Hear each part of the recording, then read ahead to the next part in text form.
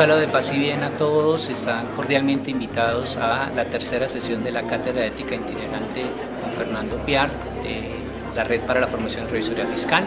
Nos reuniremos aquí en la universidad para tratar el tema sobre los criterios que gobiernan la ética profesional del contador público. Bienvenidos.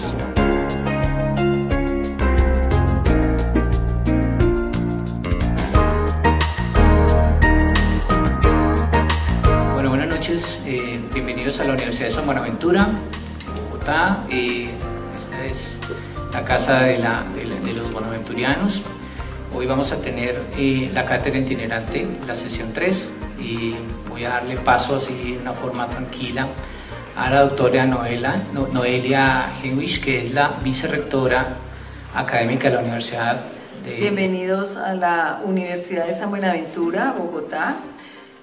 Estamos muy complacidos de tenerlos en nuestra universidad y de poder realizar aquí la sesión número 3 de la Cátedra Itinerante de Ética Profesional Juan José Amezquita Piar, que estamos en la versión 8. Hoy se llevará a cabo el tema de criterios que gobiernan la ética profesional del contador, una temática bastante importante en este momento de vida de nuestro país. El trabajar la ética profesional y más orientarnos hacia la ética contable en un país como Colombia, que en este momento pues está inmerso de tantos problemas de corrupción, pues nos lleva a todos nosotros a hacer un análisis claro de el papel que como contadores tenemos en el campo específico, en este campo específico, y el aporte que le podemos hacer a Colombia para que disminuyamos todos estos problemas que tenemos hoy. Esta cátedra a la que ustedes asisten pues está integrada por todos los estudiantes que toman este curso en 12 universidades de Bogotá. Hoy tenemos acá dentro del auditorio estudiantes de la Universidad Central, de la Minuto de Dios, de la Cooperativa, del Externado, de la Javeriana, de los Libertadores, la Republicana, la Libre, la Piloto, la Iberoamericana, la Militar Nueva Granada y de hecho pues también de la San Buenaventura, que es la casa de todos ustedes.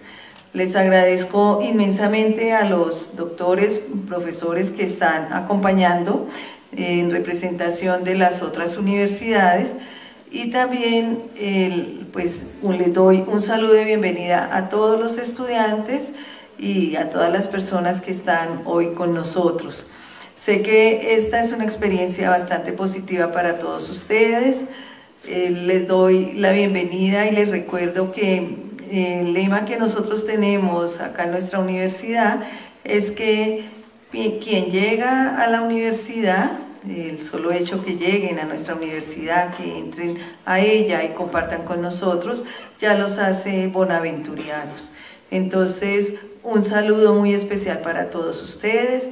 Espero que la cátedra de hoy, la clase de hoy, el tema que se desarrollará y que está a cargo del profesor Hernán Alejandro Alonso Gómez, profesor de nuestro programa de contaduría y quien es el director de programa de este programa académico, pues que esta charla que él les va a brindar hoy sea de interés para ustedes y les abra un panorama bastante amplio en torno a la temática que se desarrollará.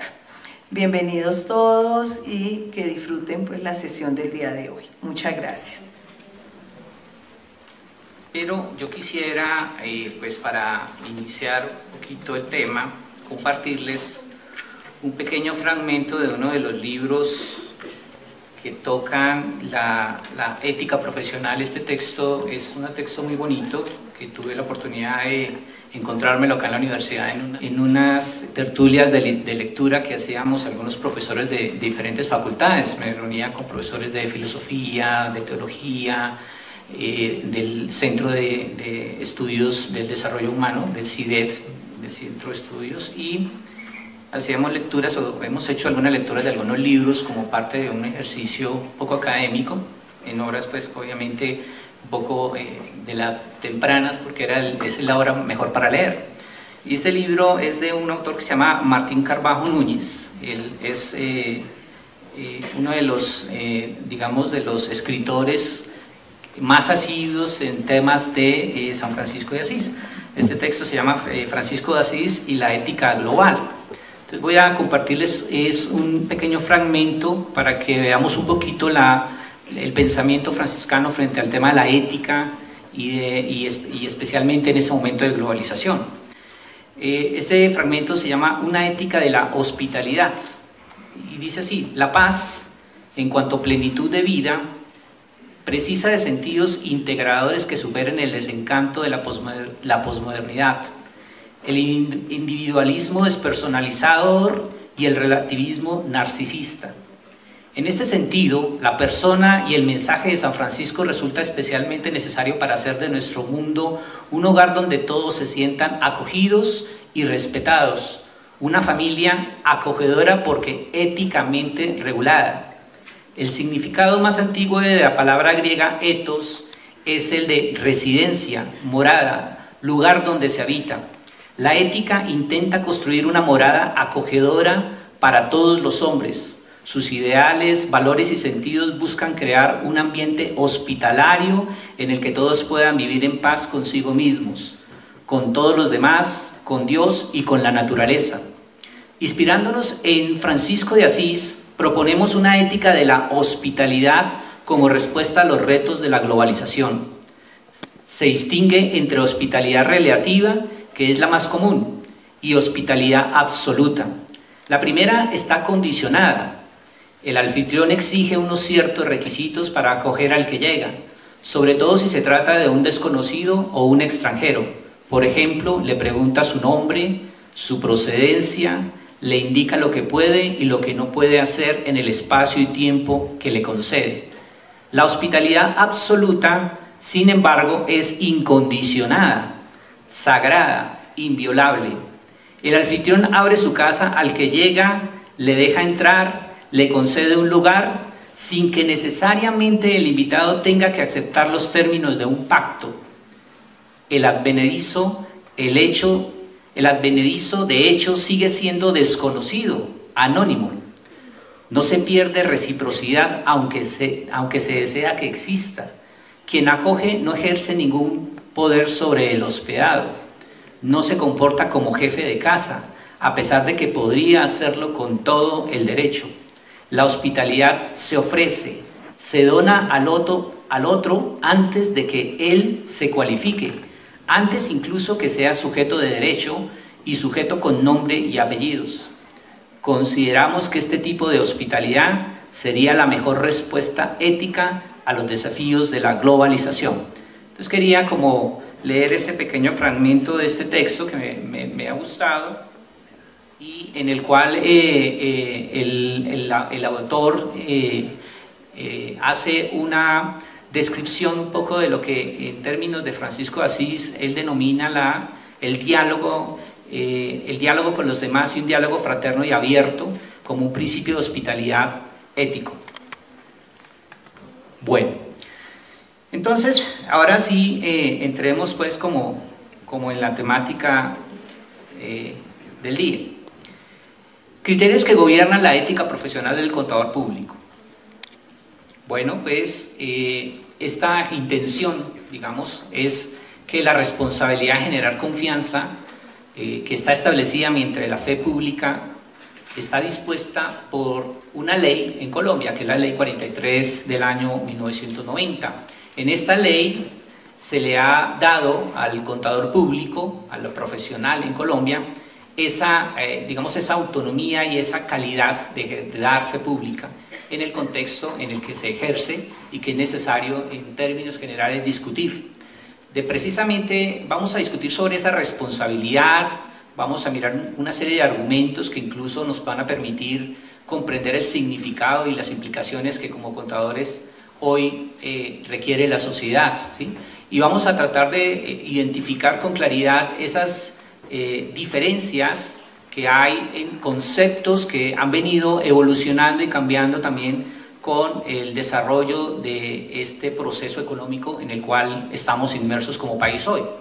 Entonces, miremos un poquito esta diapositiva, que es como el desarrollo temático y es lo que vamos a trabajar en la sesión. Vamos a tratar de establecer eso de qué es lo público, qué es el bien común, qué es una función social, qué es ese tema del interés público, y vamos a hablar obviamente de lo que es la fe pública, todo en el marco de aquello que se denomina la confianza, ¿sí? La confianza. Porque un contador público ante todo es un generador y un garante de confianza, y en el aspecto de lo público, pues de confianza pública. Pero hay que llegar a aterrizar ese concepto en términos de qué es lo que protegemos. Porque muchas veces hemos leído en la Ley 43 que un propósito, un objetivo primordial, o el propósito primordial del contador público es proteger el interés general, que incluye el bien público e incluye el beneficio público y todo el tema del interés de lo público. Entonces allí habría que analizar hoy en día si esos conceptos, puesto que esta ley es de los años 90, es una ley del año 1990, hoy en el año 2018 se siguen, digamos, analizando de la misma perspectiva, o si la perspectiva de estos conceptos han venido cambiando y es posible que esa garantía que estamos dando, la estemos dando bajo una visión diferente de lo que es esta serie de elementos que integran la generación de la confianza pública, ¿sí? Entonces allí lo que queremos es reconocer con claridad esos hechos de generación de confianza en Colombia desde el ejercicio de la contaduría pública, y enfocarnos en analizar las características de acciones propias, acciones humanas que requiere una persona que ejerce la contaduría pública. Y esto es para asegurar una realidad de operaciones y actos administrativos en las organizaciones.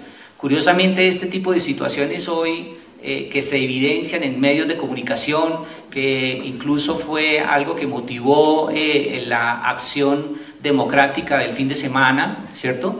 Porque tenemos un tema de corrupción muy fuerte en la sociedad, en las instituciones, y también no solo cuando hablamos de instituciones estoy hablando de instituciones públicas, sino también de instituciones privadas.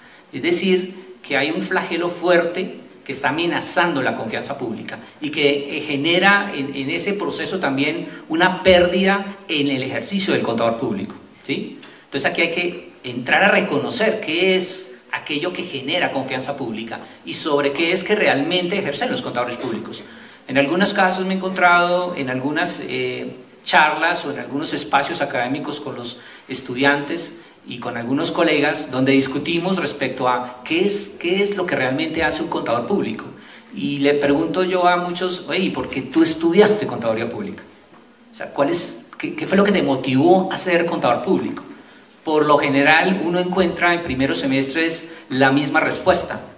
¿Cuál sería? ¿Quién quiere decirme cuál sería la primera respuesta que darían? ¿Ninguno? No todos al tiempo, yo les doy la palabra de uno en uno para que puedan hablar con tranquilidad. ¿Alguno me puede decir, oiga, yo estudié contaduría pública en el principio por esto? ¿Quién me colabora?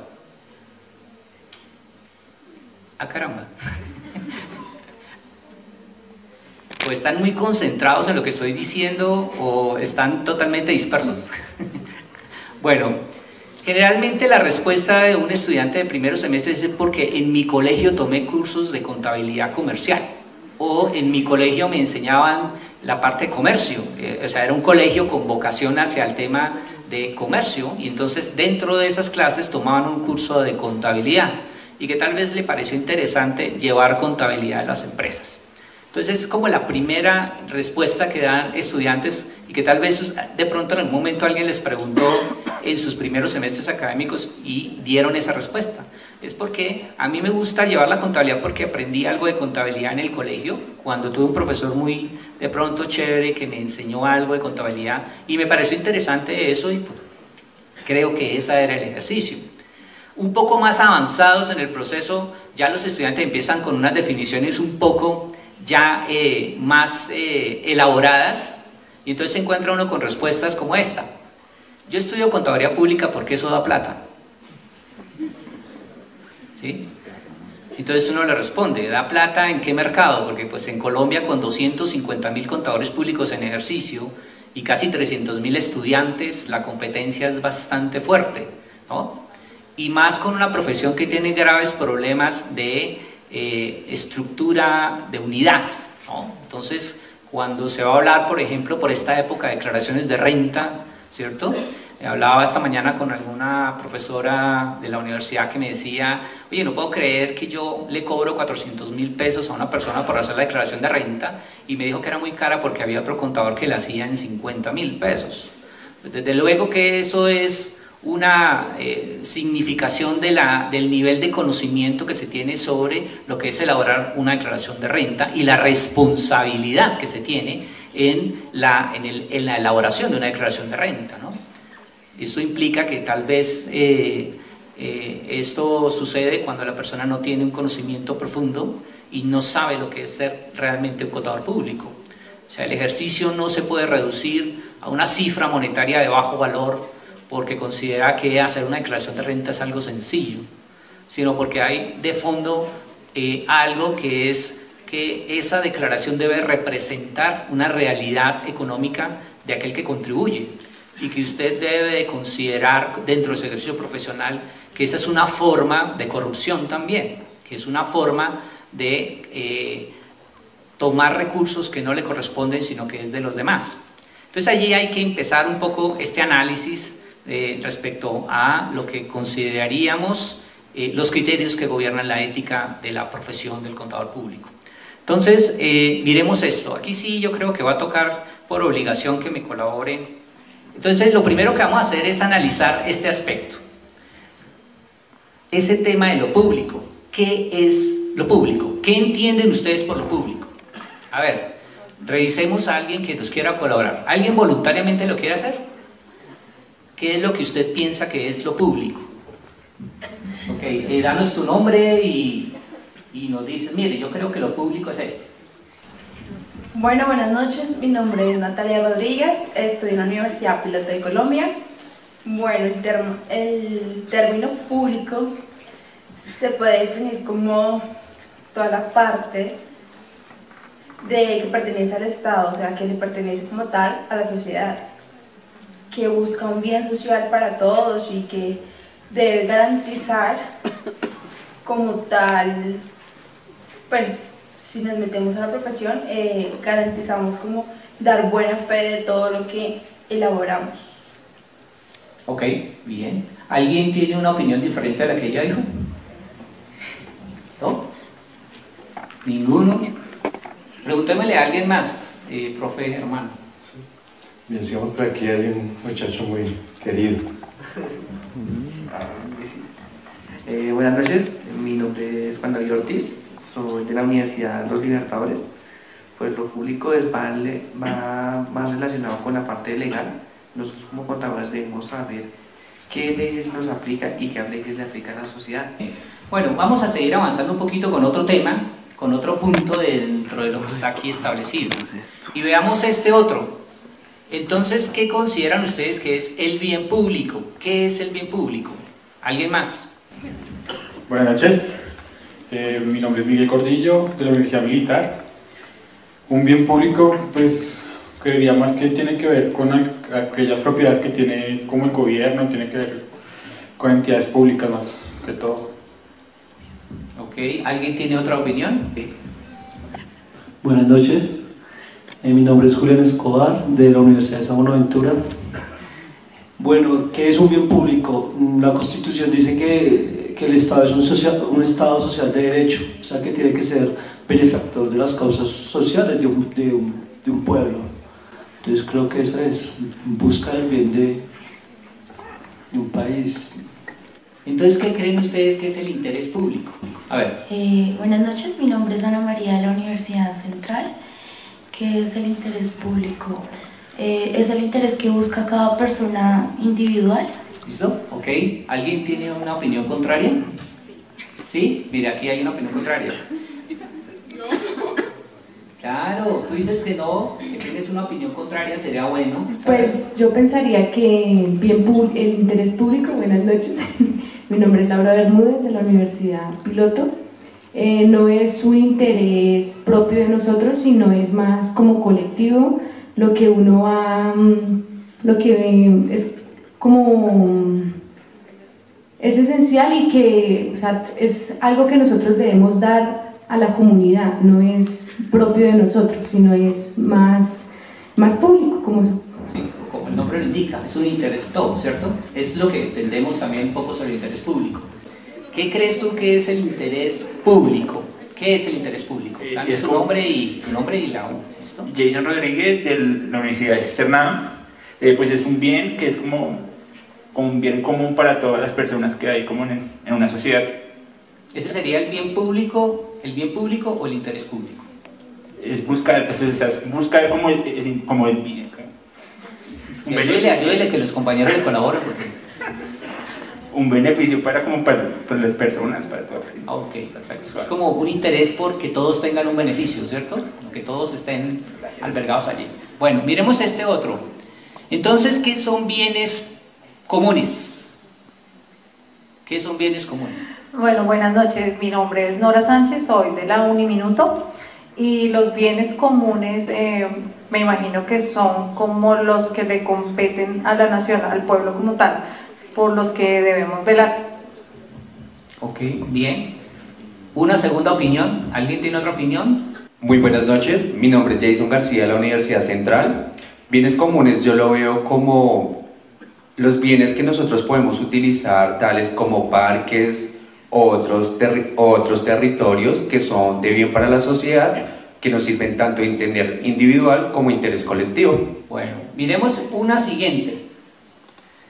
¿Qué concepto tienen ustedes de función social? ¿Qué es la función social? ¿Eso? Función social. Buenas noches, mi nombre es Diego Pérez, de la Universidad Libre. Yo la función social la veo relacionada con nuestra profesión, digamos que aglomerando los anteriores conceptos, buscando siempre el bien de la sociedad, digamos de las personas en común, las empresas a las que trabajamos, entonces digamos que lo veo por ese lado. Ok, bien, bien. Él se apropió un poco más de los demás conceptos para ir fortaleciendo la idea, ¿no? ¿Quién más? ¿Otra de función social? Ya dijimos dos de función social, ¿cierto? Una tercera, como para ir cerrando y pasamos a la siguiente. Entonces, una tercera. Buenas noches a todos, mi nombre es Natalie Morales de la Universidad Minuto de Dios. Bueno, pues también agregar que en la función social también están los deberes y los derechos que tenemos nosotros como ciudadanos para apoyar como tal que pues la población y todo lo que tiene que ver con el bien público y el interés público pues funcione bien. Ok, mira que ahí ya están encontrando la forma de articular un poco los conceptos. Veamos este otro y continuamos con el tema. Entonces, ¿qué será la fe pública o qué es la fe pública? ¿Qué concepto tienen los estudiantes de la Cátedra de Ética sobre la fe pública? Buenas noches. Soy de la Universidad Militar. Pues yo pienso que la fe pública es como dar confianza pues a todo el interés público, a todo el interés en general, como dar confianza sobre no sé, algunas actividades que estén realizando en el caso de las empresas o las personas. Ok, bien. Un segundo. ¿Una segunda opinión? ¿Alguien? Una segunda opinión, ¿alguien quiere opinar? Aquí adelante, profe. Bueno, mi nombre es María Paula, soy de la Universidad San Buenaventura y la fe pública, para el caso de nuestra profesión, es una función dada por el Estado en la que confía que nosotros como profesionales aseguremos información contable de que pues está afectando todo el tema económico del país. Bueno, entonces miremos que estos conceptos, todos estos conceptos integrados, son criterios que tenemos que conocer claramente para establecer nuestra función de contadores públicos o nuestro derecho profesional en términos de la ética profesional. Y estos criterios vienen a integrar lo que hemos venido tocando desde el principio de la charla, que tiene que ver con la confianza pública o con la confianza que garantizamos en términos de relaciones económicas. Lo que hacemos como contadores públicos, más allá de la información financiera, cuando hacemos un acto de carácter contable, estamos actuando en términos de construcción de confianza social. Estamos actuando en términos de garantizarle a la sociedad que todo lo que se está haciendo es correcto, de que no hay ningún tipo de dádiva, de que no hay ningún tipo de situación que vaya en contra de todo esto que tiene que ver con lo público, con los bienes públicos, con el concepto del interés público, con todo que no atente contra los bienes comunes, que se considera una función social en términos del ejercicio profesional bajo la Ley 43 y que tenemos garantizada en esa Ley 43 como la capacidad de dar fe pública, es decir, públicamente estamos diciendo que los actos que se hacen en las organizaciones son correctos y que por eso garantizamos una estabilidad económica y una estabilidad en las relaciones sociales. Esa es prácticamente todo lo que tiene que ver con estos aspectos que gobiernan la ética. Entonces, en ese orden de ideas vamos a retomar un poquito algunos de estos conceptos, porque por ejemplo, en sí cuando hablamos de lo público y del interés público y decíamos que ¿qué es eso? Pues estamos diciendo en algunos conceptos, como lo dijeron en algunas de las intervenciones, que es lo de todos, que es lo que es del Estado, y también terminamos en algunos casos diciendo que es algo que no es de nadie, ¿cierto? O sea, en contraposición a decir que eso es de todos, ¿no? Que no es de nadie, sino que es de todos, que corresponde a un uso de todos. Lo que sucede con estos aspectos es que básicamente esto nos sugiere, ¿cierto? Nos sugiere problemas en la ética promovida por la profesión contable.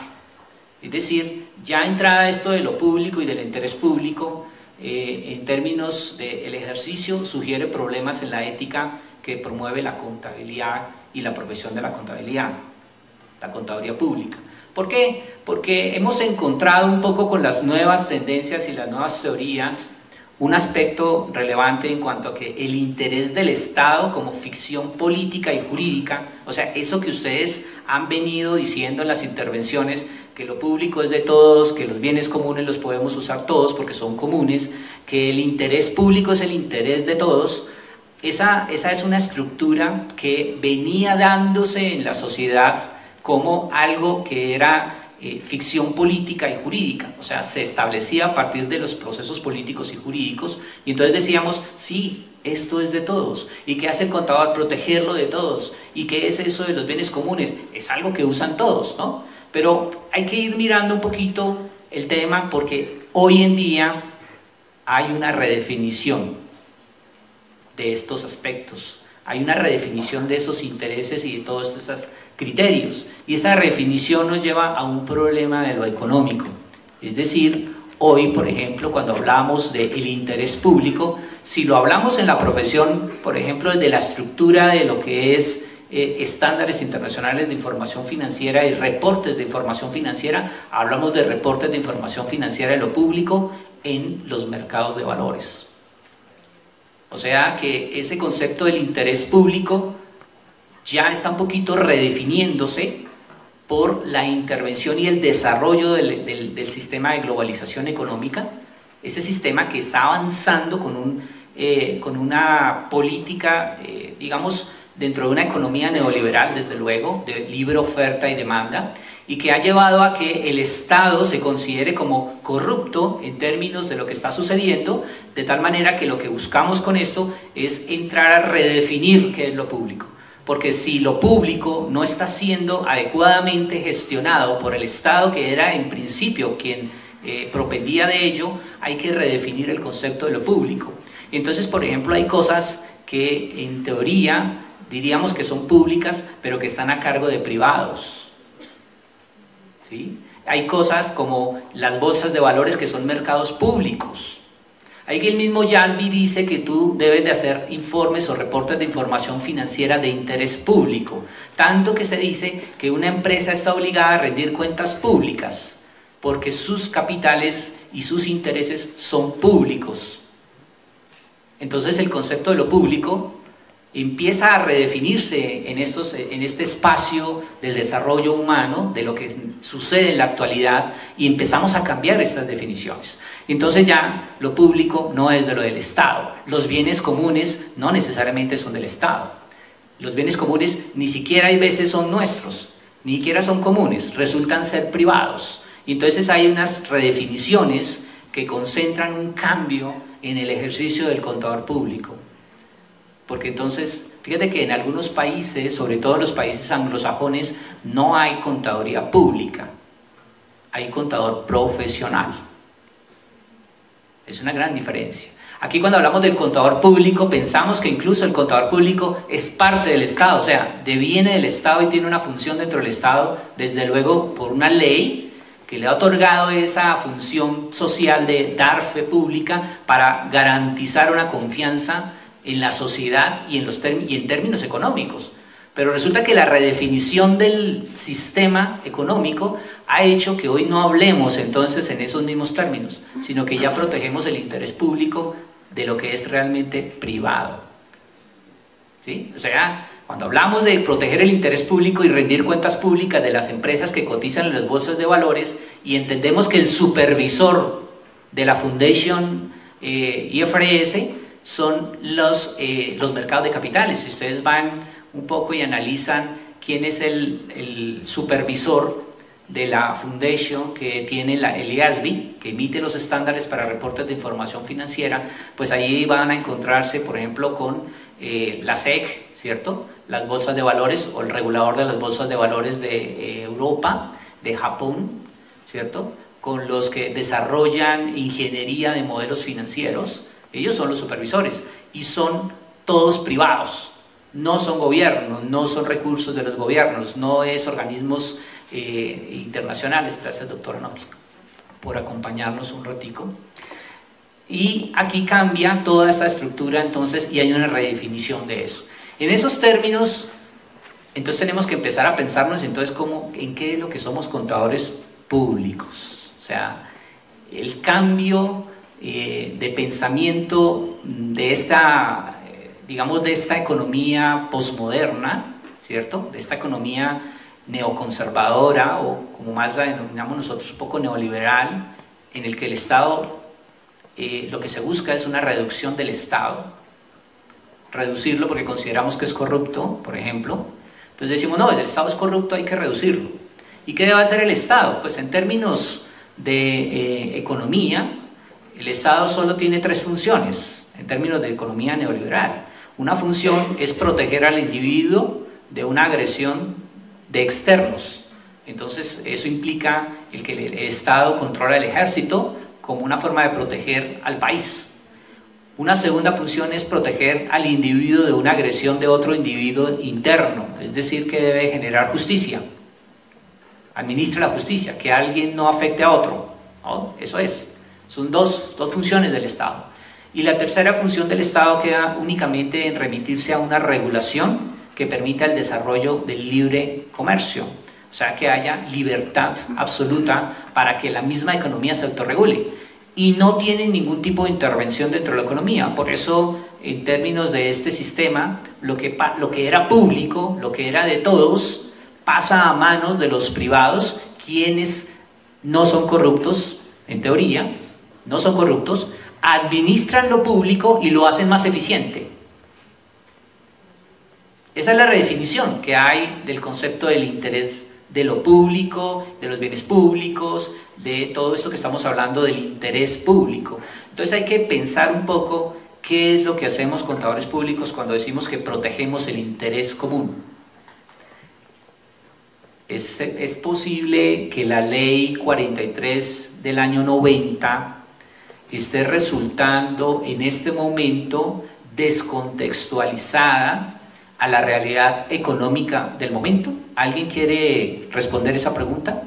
Mire, estamos ante una situación, vuelvo y la comento para que queden bien enterados. Tenemos una ley que es la ley 43 del año 90, ¿correcto? En esa ley dice que el contador público protege el interés común, o sea, el interés público, implica todos estos criterios que están allí. Pero como lo he venido mostrando un poquito en la charla, hay una redefinición de eso propia por el momento. ¿Estaríamos considerando nosotros como futuros contadores, ustedes, que la ley 43 del 90 se está quedando descontextualizada entonces en ese aspecto? O sea, ese tema que dice la ley 43 protege el interés común. En los años 90, el interés público y los bienes comunes y todo esto que hemos hablado, en sí el concepto era todo lo que ustedes dijeron al principio. Eso es lo que el Estado tiene, eso es lo que nos brinda el Estado, eso es lo que protege el Estado, es el interés de todos, etc. Pero como nos estamos dando cuenta, el cambio en el proceso económico, esta globalización, este movimiento imperante actual del neoliberalismo, del proceso de globalización económica, cambia y redefine eso, y entonces ya cuando hablamos, por ejemplo, del interés público, hablamos de los mercados de capitales. El interés público, por eso rendimos cuentas públicas en empresas privadas, y eso es lo público. Se reduce el Estado y todo lo que el Estado hacía pasa a manos de privados, las EPS, los servicios públicos, ¿cierto? Hay empresas privadas que manejan los sistemas de acueducto, de alcantarillado, los servicios de transporte, la correspondencia, que esto antes era público. Hace muchos años todo esto lo manejaba era el Estado. Las empresas petroleras ya no son del Estado. O sea, hay un cambio, una redefinición en el proceso económico que nos va acercando a unas nuevas definiciones de lo público. Entonces, podemos considerar que eso que la ley 43 le dice a los contadores públicos que protejamos, ya no es. Está descontextualizada esta ley. ¿Ustedes qué creen? Bueno, buenas noches, mi nombre es Alejandra Jaimes, soy de la Universidad Externado.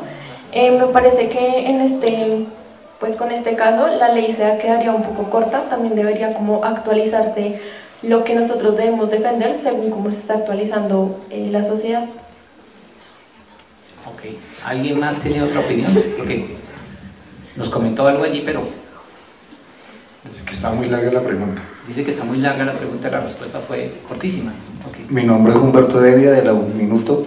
Yo considero que el Estado debía de dotarnos a los contadores públicos de nuevas herramientas, ya que por el tiempo que lleva esta ley se ha quedado atrasada. Y con lo que estamos viendo ahorita con la corrupción y todo, los contadores como tales no podemos ejercer esos controles que deberían de estar presentes. Recuerden que el tema está centrado en que protegemos el interés general y protegemos eso que hemos considerado que es público, pero que el cambio en el sistema económico ha desplazado todo aquello que considerábamos antes como lo público, que manejaba el Estado, al sector privado. Entonces, ¿cuál es el interés público que protegemos? A ver, buenas noches, mi nombre es Wilson García, yo soy de la Universidad Militar. Pues yo pienso que en los años 90 nuestra economía era mucho más proteccionista. Hoy en día solamente rendimos cuentas a los proveedores de capital. Entonces realmente, digamos, la norma está muy diseñada a lo que el profe decía, como a un sistema económico donde el Estado era que proveía todo, y en estos tiempos pues el capital puede venir extranjero, el capital puede ser aquí. Entonces pienso que la norma sí está un poco descontextualizada al escenario económico que actualmente vivimos. Sí, tal vez hay que mirar si esa aseveración es correcta en términos de si hay una desactualización del concepto del interés común que tiene la ley 90 frente a los cambios que hay actuales, porque lo que propone el compañero es que sí hay una desactualización, o sea, hay una norma descontextualizada, ¿cierto? Sin embargo, yo quiero rescatar algo dentro de la norma y dentro del ejercicio del contador público. El contador público, independiente de la norma, sí debe ser un garante de todo lo que desarrollan las empresas, sean estos capitales privados, sean capitales, digamos, del Estado, porque finalmente el recurso, si ustedes miran, ¿de quién es el dinero? ¿De quién será el dinero? ¿De quién es el capital? Uno dice que es de alguien, ¿no? De alguien, pero ese alguien tiene el dinero porque el Estado le permite el tener el dinero, el poder usar el dinero, y le genera los medios para que lo circule. Es decir, el dinero finalmente viene siendo de todos. Que esté concentrado en algunos es una situación que se da hoy por el modelo, pero en sí todos los recursos son de todos. Ahí hay una redefinición que queremos avanzar un poquito en ese contexto, porque hay que mirar cosas interesantes allí. Es decir, que podemos pensarnos que esos conceptos que están redefiniéndose nos llevan a un escenario de la profesión mucho más amplio, mucho más grande. ¿Cierto? Mucho más amplio y mucho más grande. Ya no nos estamos reduciendo únicamente a algo que consideramos proteger el interés general y el interés común como tal, y ese interés público se amplía a lo privado, porque los privados manejan los bienes comunes, ¿cierto? Y también hay unas normas que los contadores públicos observamos que estos privados deben de cumplir. ¿Correcto? Es decir, quien tiene los bienes públicos no puede entrar a utilizarlos sin el cumplimiento de unas regulaciones que permitan el acceso a estos bienes o a estos capitales. Es decir, hay una regulación nueva. Lo que tenemos que considerar es que sí seguimos protegiendo un interés general, un interés público, pero que ya no está en esa denominación anterior que era del Estado, sino que están los privados, ¿sí? Desde luego, aquí entra un conflicto, por eso les decía acá anteriormente, en esta diapositiva, que surge un problema en la ética promovida por la profesión contable, ¿no? Porque desde luego, esto implica que esa redefinición nos enfrenta en el ejercicio de la contaduría pública en un ejercicio ético en contra de todo un peso económico. Es decir, ejercemos buscando ética en un proceso de globalización económica liberal que permite que los privados sean quienes controlen todo lo que en teoría es público. Pero sin embargo, a nosotros se nos ha dado la función de seguir protegiendo eso que está en manos de privados, pero que tenemos que garantizar en términos de función social con la fe pública. Es decir, el ejercicio profesional es mucho más fuerte hoy en día y tiene una responsabilidad mayor en la protección. Si hay delitos de corrupción en el país, en términos generales diríamos que sí tenemos una responsabilidad clara allí, porque no hemos hecho la función de proteger eso que está en manos de privados, que en realidad termina siendo público, ¿sí? Ahí hay procesos que toca analizar. Ahora avancemos un poquito porque quedamos allí. Entonces, esta parte de esos criterios están ahí analizados, todos estos criterios que hemos venido trabajando un poquito y vamos a avanzar. Entonces, ¿qué tenemos acá? Quería centrarme un poquito en esta parte de bienes comunes y bienes públicos, porque acá hay una pequeña matriz que dice, por ejemplo, hay unos temas de rivalidades y no rivalidades en los bienes, y un tema de bienes que son de consumo excluyente y no excluyente, ¿sí? Es decir, por ejemplo, yo puedo tener acceso a ciertas cosas en un momento en la cual no todos tienen acceso, ¿sí? Yo me puedo tomar una taza de café y solo yo me la puedo tomar, no nos la podemos tomar varios al tiempo, el mismo café no lo podemos tomar. Es decir, que hay ciertos bienes comunes que tienen ese problema, se circunscriben al uso en un momento de alguien en particular, ¿cierto? Que después alguien puede retomar o alguna cosa, pero no podemos hacerlo al tiempo, significa que hay una rivalidad. Y entonces cuando hay rivalidad y hay una exclusión, estamos ante bienes privados, y esta exclusión implica que hay una limitación al acceso del bien, ¿sí? Por ejemplo, ustedes tienen su casa, ¿sí? Su casa en donde viven, entonces el acceso a la casa es un bien privado porque hay una rivalidad, solo lo puede usar usted, su familia, no lo puede usar otra familia diferente a la suya, y además es excluyente porque allí solamente puede ingresar realmente su familia, ¿sí? A menos que usted le permita el ingreso, ¿sí? Pero hay otros que son bienes comunes que pueden tener rivalidad, los puedes usar tú también y no son excluyentes, como el acceso a un parque. Pues mientras está usando el columpio, solamente lo puede usar alguien, ¿cierto? Pero no es excluyente, porque lo pueden usar muchas personas. O sea, tú no tienes que limitarte en el acceso. Esos son bienes comunes. En términos de no rivalidad, cuando hay algo excluyente que no es rival, están hablándose en la economía o en las descripciones hablan de bienes club. ¿Sí? Bienes club. Porque aquí no hay rivalidad, o sea que lo pueden usar muchas personas, pero es excluyente. ¿Sí? Es excluyente, o sea, tiene una limitación en acceso, pero lo pueden usar muchas personas que paguen por el acceso. Y tenemos bienes públicos que no tienen rivalidad y no son excluyentes. Y entonces aquí hablamos de bienes públicos y de bienes privados, que es lo que nos interesaba en el concepto de estos bienes privados. Bienes privados y bienes públicos, que es lo que realmente nos interesa en la discusión.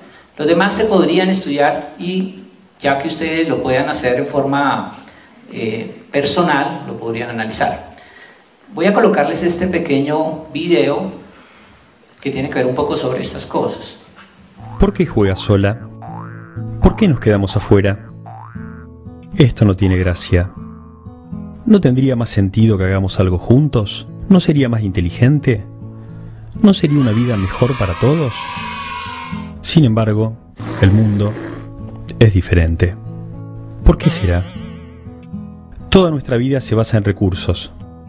Y esto incluye no solo la diversidad de la naturaleza, sino también los espacios comunes en nuestras ciudades y pueblos, educación y ciencia, el mundo digital. En realidad, todos estos recursos alcanzan para proveer a las personas. Sin embargo, el mundo se ve diferente. Porque la naturaleza fue cercada. Los espacios sociales se están privatizando. El acceso a la educación se vuelve mercancía. Y la libertad, en el mundo digital, se pierde frente a los monopolios. Algunos los llaman derechos. La razón es simple. Quien hace escasear un recurso, produce una necesidad. Quien crea una necesidad, puede ganar un montón de dinero. Así deben ser las cosas, dicen los que se benefician. Y a primera vista, parece lógico. El argumento: si le dejáramos la administración de los recursos a la gente, la sobreexplotarían implacablemente.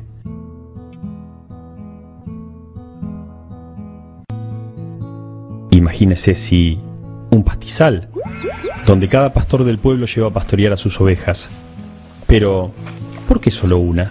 Si con 10 podría tener muchas más ganancias. Pero si cada pastor actuara así, el pastizal quedaría despojado en poco tiempo y la comunidad perdería sus medios de subsistencia. Suena razonable, ¿no? Pero la gente no actúa así. La gente conversa, acuerda reglas, asume responsabilidades por los bienes comunes, sabe que todos deben comprometerse a mantenerlos y sabe que todos se necesitan mutuamente. Los beneficios de unos son también los beneficios de los demás. Esa es la idea de los bienes comunes. Un recurso es utilizado por una comunidad que se da sus propias reglas y cada quien colabora para que los bienes comunes sigan creciendo. Para todos, tanto en la naturaleza, en el ámbito social, en la educación, la cultura o en Internet.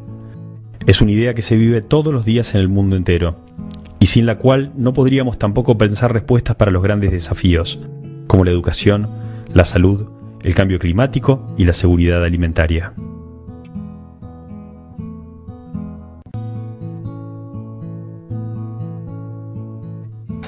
Bueno, ese video pues ayuda un poquito más a la comprensión de estos conceptos de los que he estado comentándoles. Es cortico, pero implica allí todo el tema del desarrollo y del uso de los recursos, que implicaría que si esto estuviera pues simplemente a la deriva para el uso de todos, pues habría complicaciones. Por lo tanto, se requiere de una administración de los bienes, ¿no? Se requiere que estén a cargo de alguien para que haya un control y no un uso y un goce desproporcionado que acabe los recursos.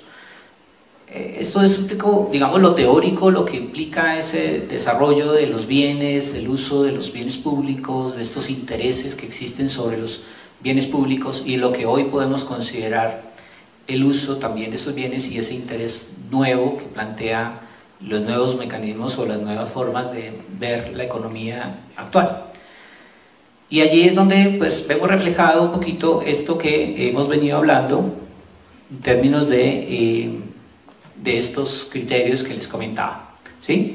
Y aquí nos queda finalmente esta parte de la función social y la fe pública, que en la que decía alguien dentro de las respuestas que dieron, tiene razón, es decir, hay una función social que se cumple desde la profesión, y esa función social está establecida en que garanticemos, a partir de una ley que nos da a nosotros una potestad de dar fe pública, ¿sí? Garanticemos que esa fe pública permita a todos los que están dentro del país y hacen operaciones y tienen empresas y viven, tengan una relación, digamos, adecuada.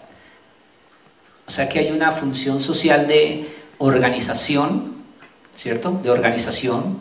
Hay una función social de protección de todas las personas desde el ejercicio del control público, cuando logramos garantizar que todas las cosas marchen correctamente.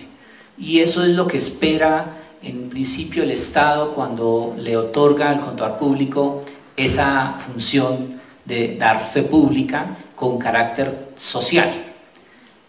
Si somos una profesión que cumplimos cabalmente en términos éticos, ¿cierto?, con un ejercicio digno, representativo, estamos no solo cumpliendo una función de tipo económico en tema de preparación de información financiera, que es algo que ahorita miramos después del break. Vamos a hacer un breakcito pequeño, creo que afuera tienen algo de tomar y una galleta o alguna cosita por allí. No sé la verdad que preparó el área de proyección social para ustedes, porque no tuve tiempo para mirar, pero espero que sea algo bueno. y entonces aquí miren lo interesante. ¿Qué criterios tenemos que considerar que hacen importante el ejercicio de la profesión y que nos permiten dignificarnos profesionalmente en un ejercicio cuando cumplimos una función social a través de dar fe pública? El hecho de proteger el interés público independiente si está en el Estado o está en los particulares. El hecho de garantizar el acceso, ¿cierto?, a esos bienes comunes, a esos bienes que consideramos que son de todos, a través de, bien sea la administración de un privado o la administración del Estado, va a permitir en principio un tema de equidad y de orden en la sociedad. Eso es importante analizarlo, porque es que a veces pensamos que ser contador público solo se circunscribe a temas de disciplina o temas de técnicas de preparación de información financiera. La contaduría pública es mucho más relevante para el país en estos términos de gobierno, de la ética profesional de la sociedad. Si 250.000 contadores públicos con todos sus equipos de asistentes contables, en que la mayoría de ustedes ejercen, porque muchos de ustedes estudiantes son auxiliares o asistentes contables o analistas contables o están a cargo de alguna área que tiene relación con la contabilidad, trabajan con contadores públicos, muchos de ustedes desde luego, ¿cierto? Ese ejercicio de la profesión, porque es que ustedes forman parte de la profesión, el estudiante forma parte de la profesión de la contaduría pública, ¿sí? Además es una responsabilidad también de la misma profesión que el estudiante de contaduría pública tenga una formación adecuada dentro de los mismos criterios de la profesión. Por eso estamos aquí, por eso hacemos estas cátedras amplias, interinstitucionales, para discutir esto y crear comunidad contable fuerte hacia el restablecimiento del ejercicio del contador público, que es garantizarle a la sociedad orden, pulcritud, el derecho de todos, la equidad de todos a través de un ejercicio que nos ha asignado la ley. Esa función pública y esa capacidad de garantizar con fe pública, firmando estados financieros en un término de entregar resultados económicos y garantizando todo lo que hacen las empresas. Cuando ustedes van a ejercer como revisores fiscales, la revisoría fiscal no se circunscribe a la revisión de algunas declaraciones de impuestos o de firmar los estados financieros que prepara la empresa. La revisoría fiscal se circunscribe a un ejercicio de fiscalización absoluto de la organización, y esto implica ahí una garantía de fe pública de que las organizaciones cumplen con todo el ejercicio correcto, y eso le da tranquilidad a las personas, le da tranquilidad al inversionista, le da tranquilidad al mismo Estado de que nosotros tenemos un criterio adecuado para generar esa garantía y esa confianza pública, ¿sí? Eso es como concluyendo un poquito esta primera parte para que podamos salir, tomar un poquito de aire, tomar alguna cosita, y regresamos para ir concluyendo con la segunda parte. Es prometido acá, yo siempre prometo que no me demoro mucho porque entiendo la distancia para muchos de los compañeros que vienen de las universidades que son del centro, que entre otras cosas desde luego agradecemos aquí en la San Buenaventura que nos puedan acompañar en la sesión, porque sé que hacen un gran esfuerzo todos, ¿no? Eso nosotros lo recompensamos, desde luego, como les decía, nosotros recompensamos esa asistencia de ustedes acá, yendo 9 veces a sus casas a también compartir con ustedes. Lo hacemos desde esta parte hasta allá, o sea, el recorrido que ustedes hicieron de allá para acá, nosotros lo hacemos cada 8 días de aquí hacia cada una de sus universidades. Pero la intención es crear comunidad contable fuerte con un criterio fuerte, es decir, el carácter profesional se debe consolidar en el profesional. Ustedes tienen que tener carácter y criterio claro, y carácter no es ponerse bravo, ¿no? Salen todos furiosos, ¿sabes? No, es que no puedo, no, eso no es carácter. El carácter es tener un aplomo profesional, conocimiento, un ejercicio con criterio, saber que estamos en función de una sociedad, que tenemos un ejercicio profesional que hacer protegiendo todos los intereses de todos, en este caso de nosotros como sociedad colombiana, y que el ejercicio implica incluso un proceso de internacionalización profesional, es decir, que lo que hacemos acá también lo van a ver en otros países. Eso es parte del ejercicio. Ok, vamos a dar el break. Bueno, vamos a terminar con esta parte. Esta es una diapositiva que quiero que consideremos un poquito en esta cuestión de la parte de estos criterios. Hay una cuestión que, digamos, yo le puse así como dimensiones evolucionantes de la contaduría pública, y es porque queremos hacer una resignificación un poquito al ejercicio en términos de 3 aspectos que implican un ejercicio con un criterio hacia la ética profesional. Es decir, que lo primero que tendríamos acá es una aplicación de la contaduría pública o de la contabilidad en la contaduría pública. Las aplicaciones en la contabilidad pues son herramientas tecnológicas y técnicas. Estas se hacen con unas bases teóricas y que representan y miden y controlan la economía en la realidad. Es decir, estamos ante una parte de la contabilidad que implica una aplicación de estas herramientas tecnológicas. Esto se hace a través de el ejercicio de las técnicas que permiten esa clasificación de la realidad económica, la medición, su reconocimiento para presentarla en unos estados financieros, ¿correcto? Eso es un ejercicio aplicado. Muchos contadores públicos hemos hecho esto, hemos ejercido en el término de la aplicación del conocimiento. Hay una cosa importante en este tema de la aplicación del conocimiento, lo que yo siempre he tratado de reivindicar en el ejercicio de la contaduría pública es de qué manera los contadores públicos se diferencian en términos profesionales de la contabilidad como una aplicación técnica o tecnológica. ¿Qué es lo que nos hace diferentes? ¿Qué es lo que nos permite a nosotros generar realmente un criterio profesional? Porque es que cuando en el ejercicio profesional hacemos una aplicación meramente de herramientas técnicas y tecnológicas, es un proceso de instrumentación profesional, es decir, una aplicación sobre algo que está generado para hacer un trabajo. Eso es un proceso simplemente de aplicación. Esa aplicación no va más allá de esa parte, es decir, un buen contador público tiene que tener unas bases teóricas muy buenas sobre cómo hacer contabilidad, ¿cierto? Tener una claridad para decir, así se prepara una información financiera. Y eso implica un conocimiento de las técnicas y de los modelos tecnológicos. Estos modelos tecnológicos, en este concepto de dimensiones un poco evolucionantes que yo, digamos, le pongo así a partir de lo que aparece en algunos artículos, ¿cierto? Es que la profesión tiene una evolución histórica en la humanidad. Y aquí yo quiero que veamos lo siguiente. Hace poco tiempo, en una clase aquí en la universidad de pensamiento contable, de pronto en otra universidad le llaman teoría contable, o sí, acá le decimos pensamiento contable. Es una clase también extensa como esta, es una clase de 4 horas de dedicación, donde el estudiante de contabilidad pública conoce a fondo la construcción de la data contable.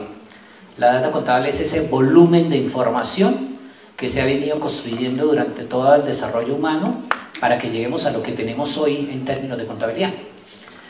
Y hicimos un ejercicio, un trabajo. Entonces vamos a hacer un trabajo. ¿Cuál es el trabajo? Tratar de encontrar, reconocer y mirar cómo era que se llevaba la contabilidad hace muchos años atrás en la historia humana. ¿Qué tipo de aplicaciones con herramientas técnicas y tecnológicas se hacían? En el pensamiento del pensamiento contable hay unas etapas interesantes. Por ejemplo, hay una etapa que llaman la época empírica o la etapa empírica de la contabilidad, ¿cierto? De pronto algunos de ustedes ya vieron esas clases de teoría contable, de pronto otros no las han visto y tendrán la oportunidad de verlo. En esa época empírica de la contabilidad, pues hay una serie de desarrollos de este tipo, de aplicación. Desarrollos que desde luego hoy no podemos conocer a fondo cómo se hacían. Pero una cosa que me gustó mucho fue que un grupo de estudio decidieron trabajar sobre los...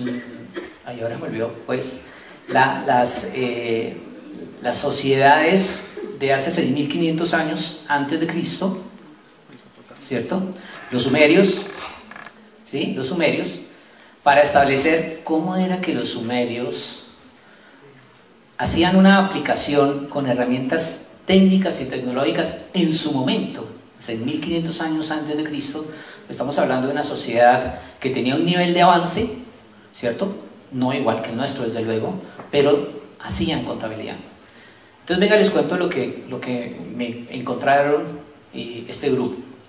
Encontraron que podía, en los hallazgos arqueológicos, encontraron decir un salón muy grande, tan grande como este, ¿cierto? Que luego habían más salones de estos, en los que había una serie de estanterías, estantes, ¿cierto? Con vasijas, vasijitas, muchas vasijitas. Pues en principio uno pensaría que pues eso es como, no sé, seguramente donde guardaban los platos de la sociedad en su momento, no sé, ¿no? Pues descubrieron ellos en el estudio que hicieron que esa sociedad en su momento, esas vasijitas eran depósitos de deudores. Es decir, cada deudor tenía su ollita, su tiesto, como dicen en Colombia. Cada deudor con su tiesto, pues. Y dentro de la vasija, encontraron que tenía una inscripción, en principio un pictograma, alguna cosa así. Entonces lo que empezaron a mirar fue, oiga, eso es una escritura. Y la escritura estaba diciendo que esa vasija es de un deudor, o sea, estaba marcada con el nombre del deudor. Y toda esa cantidad de vasijas implicaban deudores, porque lo primero que hacían era llevar la contabilidad de deudores. Y dentro de las vasijas habían figuritas en barro, unos figuritas, lo que llamaban ellos, curiosamente le dicen token. Token. Nosotros le decimos token al aparatico que da el código para hacer operaciones en los bancos. Entonces no sé si tenga relación el concepto del token hoy con lo que llamaban los sumerios token.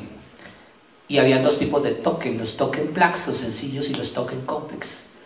Los token complex se encuentran en la misma sociedad sumeria unos años en un poco más avanzada, donde ya hay una primera estructuración de la partida doble.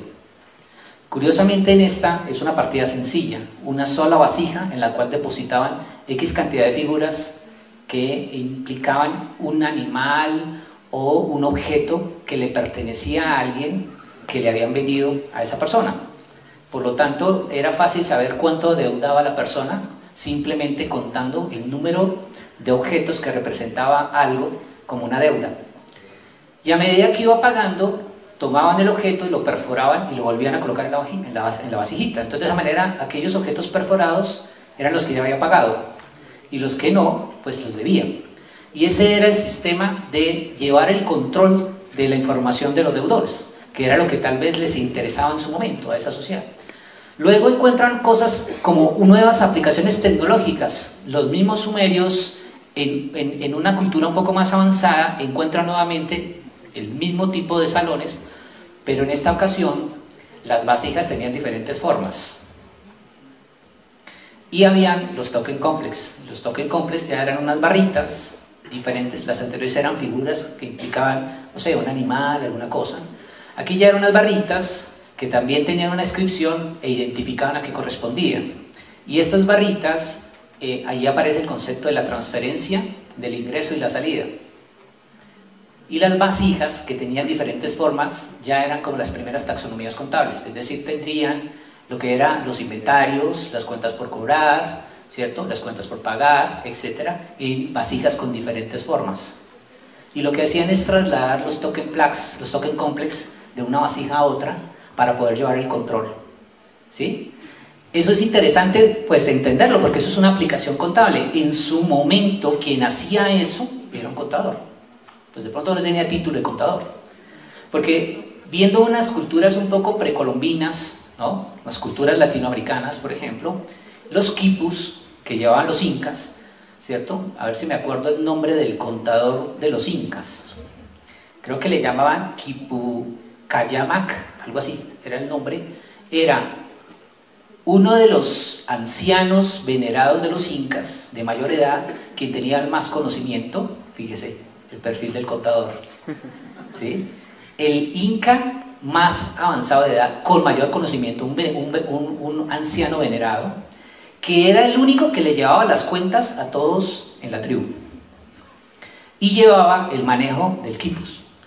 Entonces el quipus llevaba lo que eran los millares, las centenas, las decenas y las unidades, y hacía nuditos que representaban del 1 al 9.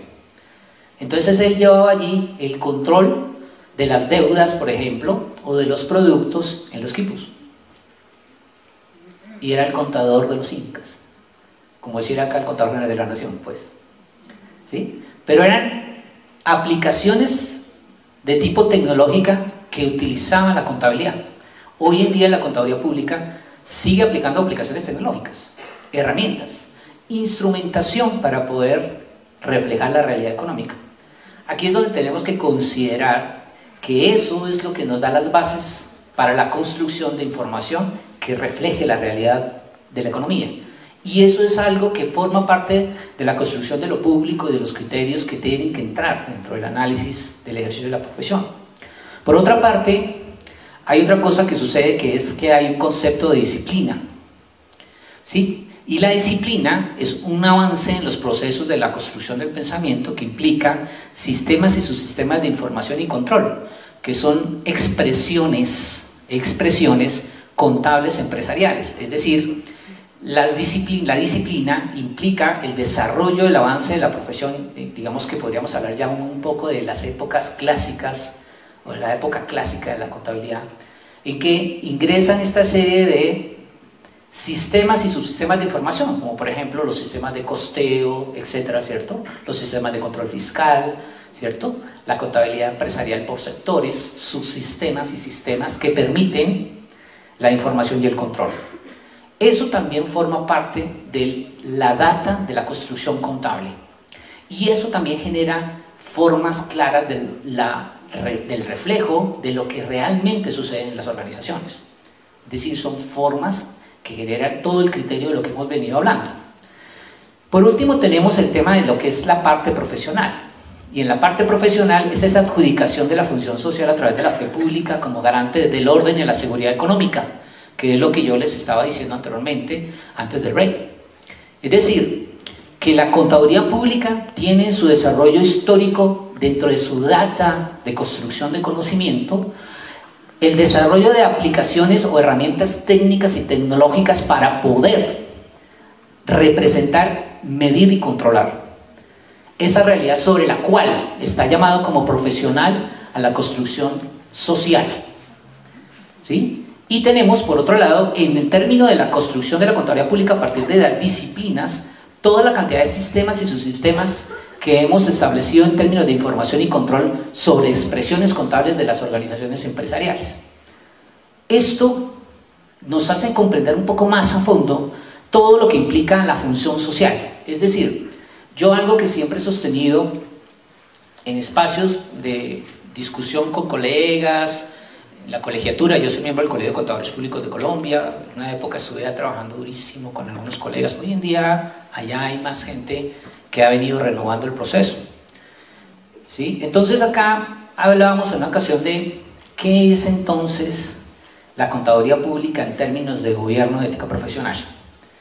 Es una profesión que tiene una responsabilidad social basada o fundamentada en unas aplicaciones, disciplina y un ejercicio garante de fe pública que forma parte de la sociedad y debe de contribuir a la construcción social. En el futuro, las profesiones que no sean parte del constructo social tienden a desaparecer. Es decir, cuando una profesión no aporta a la construcción social, termina siendo únicamente una aplicación.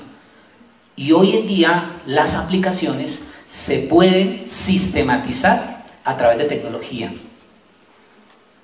¿Sí? Es decir, la contabilidad, por ejemplo, está sistematizada. Y en los avances que irán apareciendo en la ciencia, por ejemplo, lo que hace Apple es genial, ¿no? Apple ya captura gestos, emociones y una cantidad de cosas a través de sus equipos tecnológicos, lo que implica que a futuro muchas de las cosas tecnológicas harán la contabilidad de una forma como natural, digamos, ¿no? Aunque no es natural, pero digamos de una forma natural, es decir, que si tú tomas algún objeto y te identificas dentro de la parte de la información, pues la transacción puede estar haciéndose simplemente por tomar un objeto y llevártelo. ¿Sí? Es decir, puede hacer eso, ¿no? Eso implica cambios, o sea que no necesito a alguien que sepa sobre aplicaciones. O sea que esta parte del desarrollo contable ya está formulado e incluso ya está sistematizado. ¿Sí? Ya está sistematizado. Los software incluso ya vienen armados para que hagan los registros contables.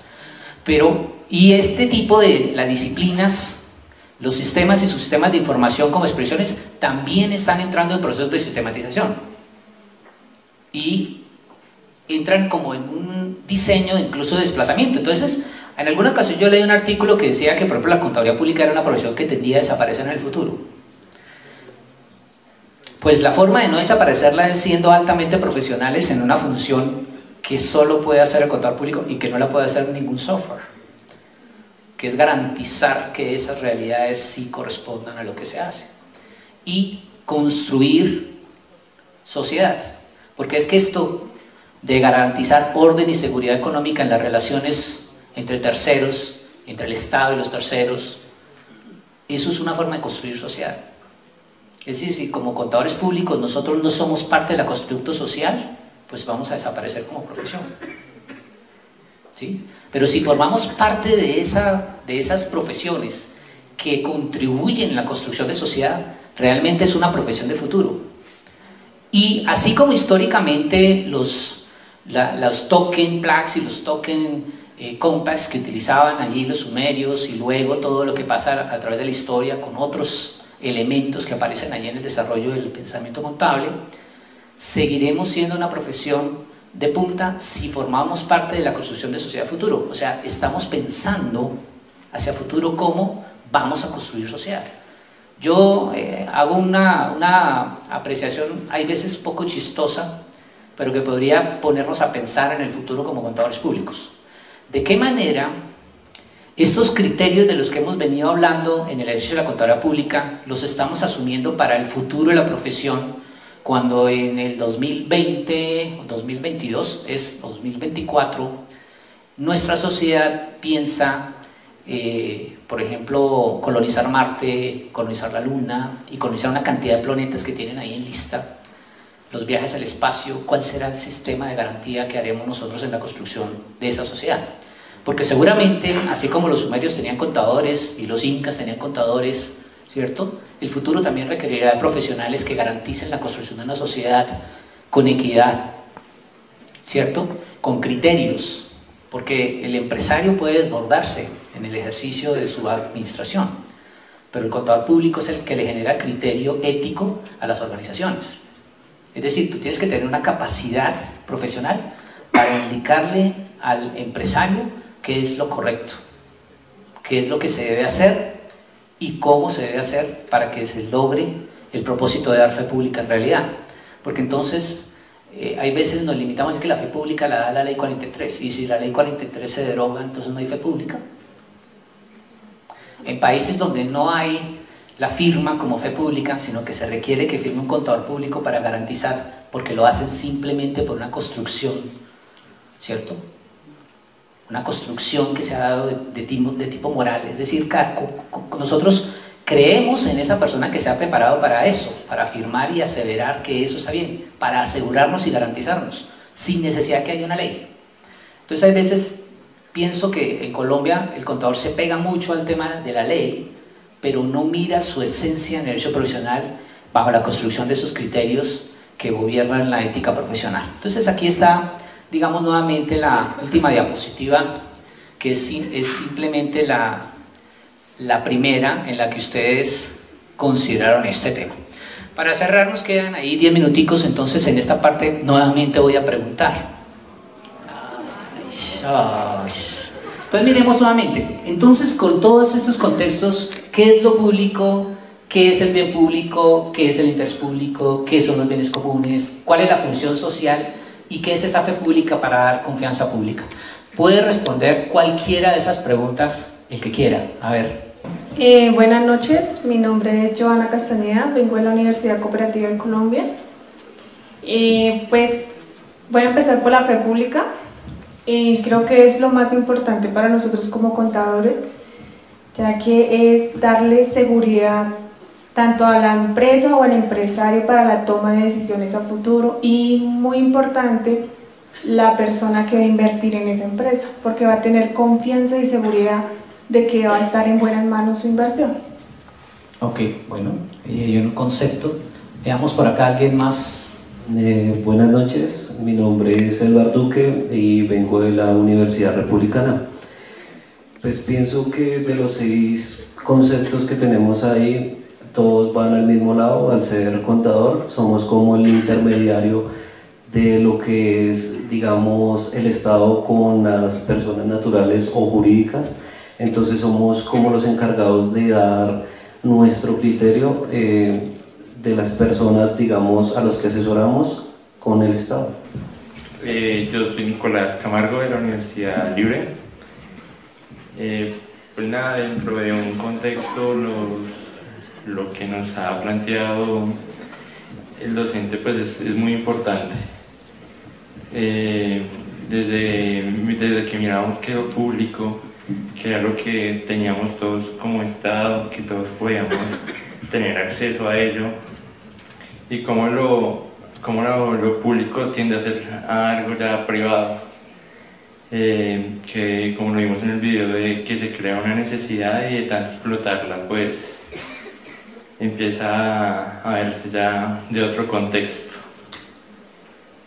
Como contadores públicos, dentro del ámbito público, pues tenemos como la responsabilidad de dar confianza, de garantizar fe pública, de que todo lo que administra el Estado está muy bien hecho. Vamos a cerrar con esta última diapositiva, ¿no? Porque esto es cuestión de confianza. Claro que acá parece que no tienen confianza personal, que les da miedo hablar, decir, yo tengo que tener confianza. Pero es cuestión de confianza para ir cerrando. La construcción de la confianza, de esos criterios que van a permitir la generación de confianza, debe de tener una claridad respecto a en qué espacio ejercemos y cuál es posible dilema que tengas que resolver en el momento de ejercer éticamente una profesión. Es decir, ¿qué es lo que va a suceder con tu acción profesional en el contexto en el que están cambiando muchas cosas, que se están redefiniendo muchos lenguajes, ¿sí? Cuando hablaban, por ejemplo, de las NIF dicen es un nuevo lenguaje, son nuevos eventos, son nuevas condiciones que trae ese desarrollo de aplicación tecnológica que son las normas internacionales. Por algunos muy acertadas, para otros no tan acertadas, ¿cierto? Pero es una economía que las ha requerido, que implica un reconocimiento de esa información para un contexto globalizado y que pues en términos generales la profesión en una estructura organizada, sí, bajo algunas organizaciones de carácter multilateral que han dado los pasos en forma gigantesca y han avanzado construyendo estos sistemas de aplicación tecnológica. Fíjese que acá un poquito las NIF vendrían quedándose en estas áreas, ¿no? En aplicaciones y en cuestiones disciplinarias, ¿cierto? Esos son las NIF, pero la profesión es mucho más como yo genero confianza, ¿cierto? Digamos que esos son como, en términos generales, esas conclusiones. Yo espero que hayan podido indagar. Buenas noches, un saludo para todos los estudiantes. Soy Sergio Ordóñez, docente de los Libertadores. Bueno, bien, como la diapositiva bien lo enuncia al final, son esos los criterios que gobiernan la ética profesional, lo público, el bien público, la fe pública. Pero quería comentar que aparte de ello hay una ética que no es la profesional, que es la ética individual. Y debemos preguntarnos cuáles son los criterios que gobiernan nuestra ética individual. En ello quiero comentar lo siguiente. Varios autores están planteando ahorita que lo central para la formación de profesionales es buscar rentabilidad. Y con ello han dejado por fuera de buena manera las artes y las humanidades. La capacidad de pensar por sí mismo, ser autónomos, tener compromiso. Cada vez más vemos en las organizaciones la individualidad, la competencia, de alguna manera lo inmediato. Las compañías van produciendo de forma inmediata, vertiginosa, con el uso del internet, lo financiero. Todo el tema de NIF que plantea allí el profe, la ley 43 del 90 está vigente y estaba en consonancia con un decreto nacional que ya no estamos usando, que tenía 9 objetivos, que incluía a la comunidad, el bien público y lo social y el Estado. El artículo 35 del Código de Ética habla de la esencia espiritual del contador público y es la comunidad su esencia espiritual. Las personas con interés económico en la empresa y sin interés económico en la empresa. Ahora, todo el tema de las NIF y las IFRS está centrado en el usuario de la información financiera de aquella empresa que cotiza en el mercado de valores, en la bolsa, en la bursátil. Si hay un código de ética profesional, pero ese código de ética profesional tiene un principio que es observe las normas. Y algunas normas de alguna manera están enfocadas para favorecer la rentabilidad de las empresas. Creo yo que además de los criterios que gobiernan la ética profesional, tenemos también que pensar en otros criterios que nos conduzcan a la independencia, a buscar conocimiento y a buscar la verdad. ¿Vean? Muy bueno. Hay una cosa ahí que vale la pena recuperar también de lo que dice el profesor. Dos cosas claras en la contaduría pública que debe tener un contador público muy clarito en su mente. La profesión se ejerce con autonomía e independencia. Cuando se pierde la autonomía, no da lugar a independencia. Entonces esa parte de la construcción de la autonomía de la profesión, un poco de pronto tocando los temas de la ética individual de la persona como tal, pero hoy la forma de hacer frente como profesión a un mundo económicamente, digamos, de circulación de capitales, es cuando las organizaciones están unificadas en un criterio que las represente. Es decir, la recuperación de la contaduría pública como una profesión que tenga criterios éticos implica la construcción de una profesión unificada bajo los criterios de autonomía e independencia. Fortalecer esa estructura ayuda a que tú enfrentes, eso es como la fábula de las varitas, es decir, si tú partes una sola vara la puedes partir, pero si tienes varias atadas es mucho más complejo. Eso hace que, por ejemplo, pensemos, digamos en el caso de ustedes, acá están como universidades, como diferentes universidades que participan de una cátedra, pero que al final, cuando ustedes terminen sus carreras en las universidades, van a pertenecer no solo a una universidad como graduados, sino a una profesión como tal en el país, ¿sí? Entonces yo llamo mucho la atención hacia si es necesaria la construcción de una ética de profesión, y ese constructo de ética de profesión lo tenemos que hacer entre todos los contadores. Es decir, la acción que tenemos que tomar debe ser una acción cohesionada frente a la recuperación de la autonomía y la independencia de la profesión, para redignificarla. Hay un libro que yo siempre recomiendo que lean, que se llama La ética de las profesiones, de Augusto Hortal. En ese libro hace una descripción de lo que es una ética, una profesión liberal. Y en esa descripción de lo que es una profesión liberal, lo que es la autonomía y la independencia o la libertad es esencial para que una profesión se siga considerando como una profesión liberal. Y la contaduría pública se le dice que es una profesión liberal.